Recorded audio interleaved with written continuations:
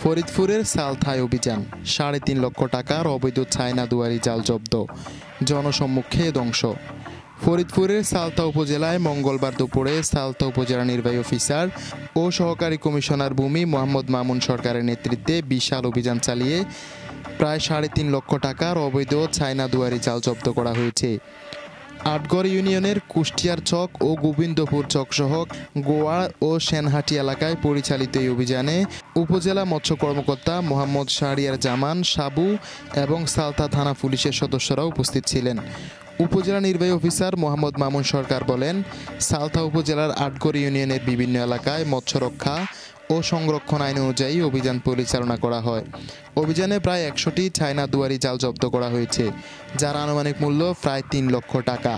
China দুয়ারি জালের ফাঁস current জালের চেয়ে অনেক সূক্ষ্ম এবং এতে মাছের ফোনা সহ প্রায় সকল জলজ প্রাণী আটকা পড়ে, যা জলজ বাস্তুসংস্থান ধ্বংসের জন্য দায়ী। অভিযানের সময় কাউকে আটক করা সম্ভব হয়নি। জব্দকৃত জালগুলো আগুনে পুড়িয়ে ধ্বংস করা হয়েছে। আমাদের এই অভিযান অব্যাহত থাকবে। অভিযান শেষে জনসম্মুখে জব্দকৃত অবৈধ জালগুলো পুড়িয়ে ধ্বংস করা হয়, যা মৎস্য সম্পদের অবৈধ শিকারের বিরুদ্ধে প্রশাসনের কঠোর মনোভাব প্রকাশ করে।